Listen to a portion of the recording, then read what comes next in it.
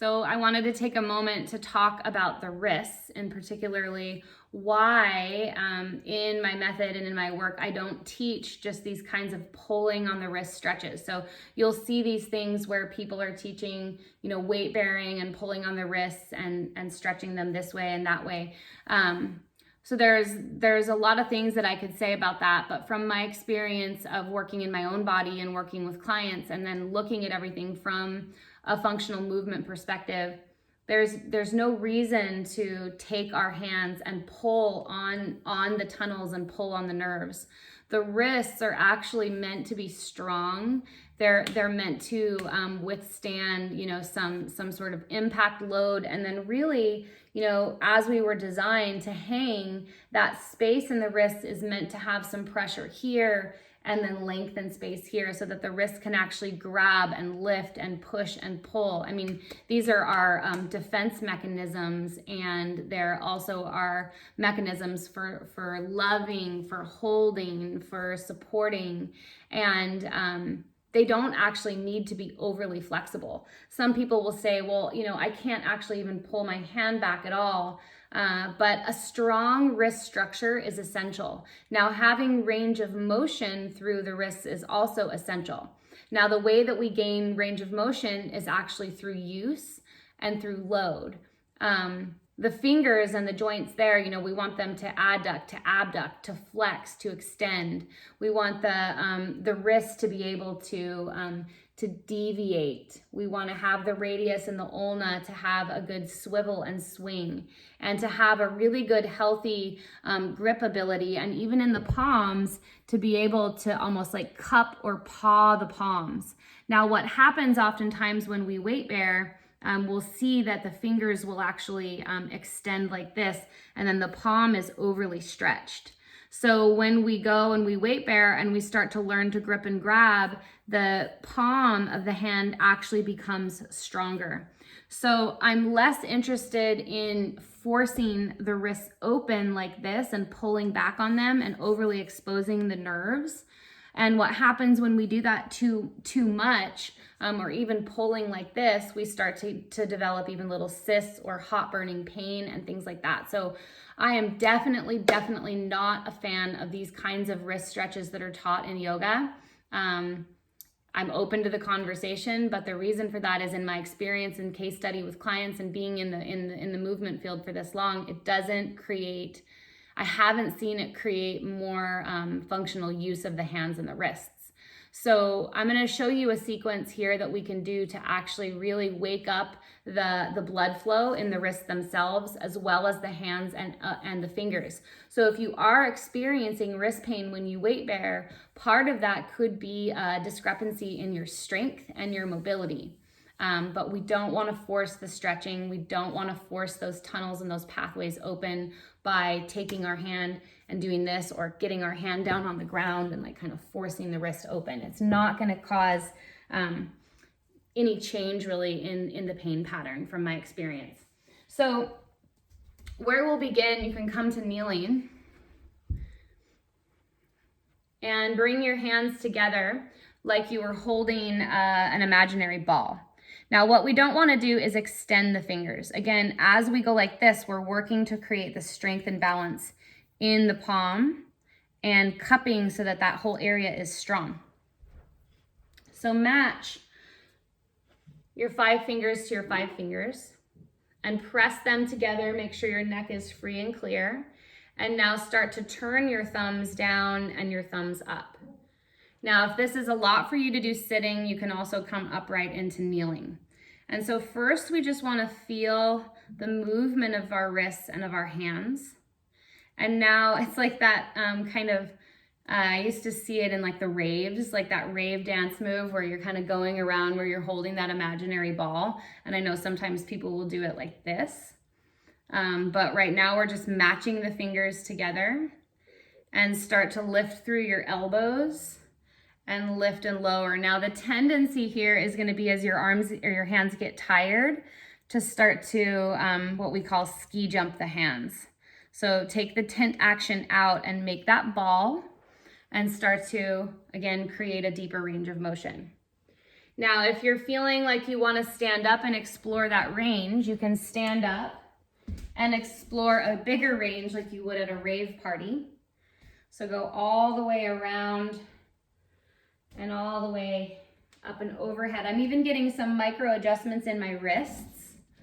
Go over and down and around. And now separate your hands and imagine you had that ball and start to turn. Your wrist will deviate, and now follow that pathway and start to move your wrists as if you were adjusting that big kind of globe. And in primal vinyasa, we have a drill called bubble popping, right? So you're moving around, and with this one, you just want to imagine that you were balancing a big bubble or a big globe, and start to really awaken and squeeze and tone your hands, get your wrists to move in all of those different ways. Seems silly, but it's very important to get that open chain isometric strength. Now come to center and shake out your hands. Good.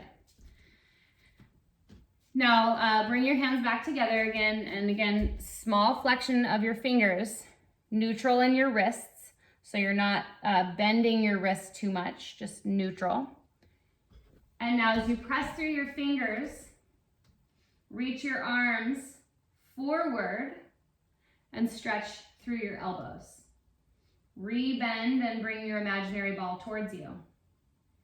Now reach your arms forward and up towards the sky.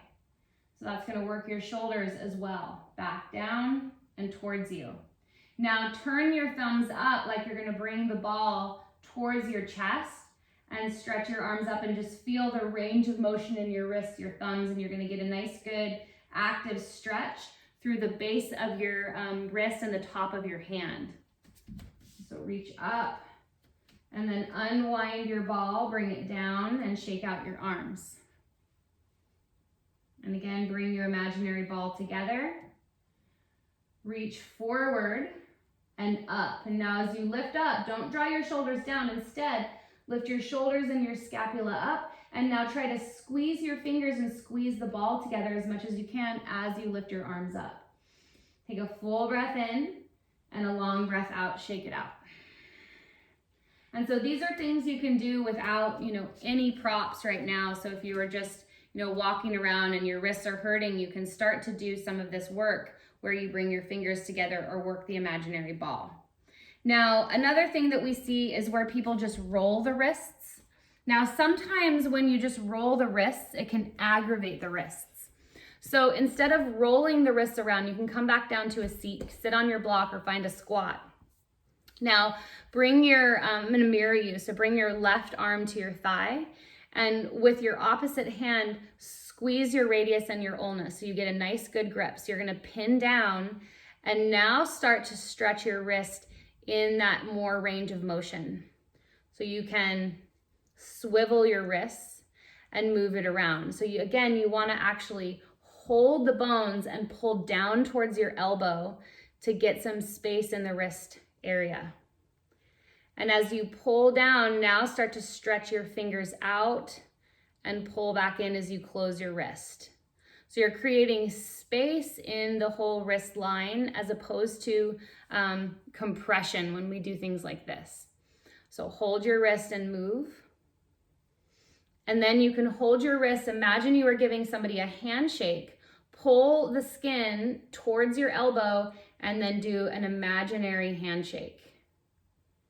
And as you do that imaginary handshake, you can support your elbow on your leg.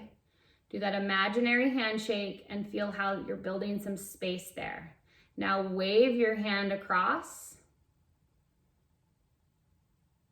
and around again in a circle. And you can also start to kind of work the tissue of your forearm in opposition of the rotation. So this is all really good self-care for your wrists. Go like that and get everything moving. Nice forearm work here. And now open your hand as you do that. It's almost like a skin roll. You're moving your arm in opposition of the way that you're turning your wrist, okay?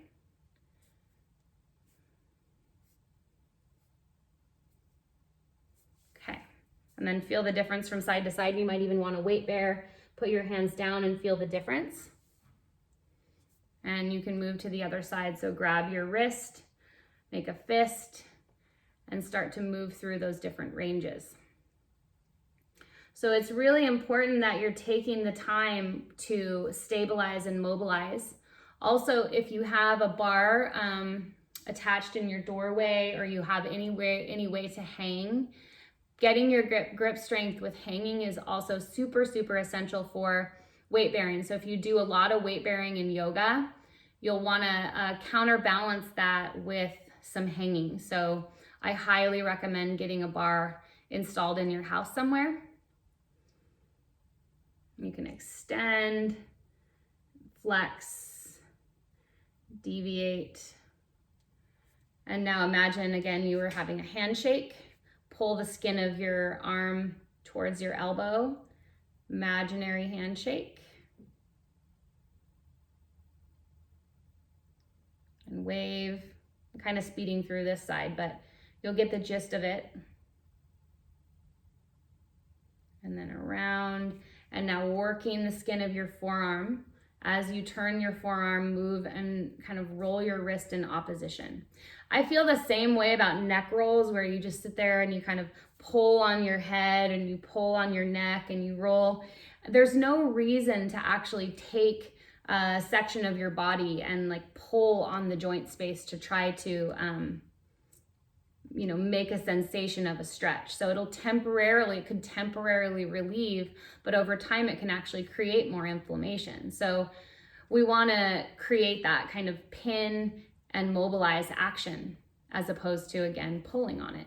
Same with our head and neck. So you can actually pull the skin of your chest down and move your chin up. So you pin and stretch, pin and stretch.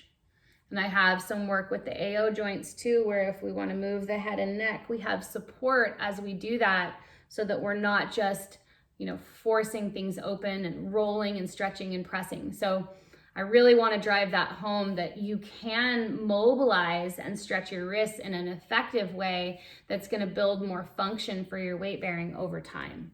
So that's just a couple of pieces. I'll make another video on how to do that with the Apex and how to add load and really strengthen and train that way. So give it a try. And of course, ask me any questions that you have or any experiences you've had about this with the wrist stretches. I'm totally open to the conversation. And thanks for listening. Thanks for watching.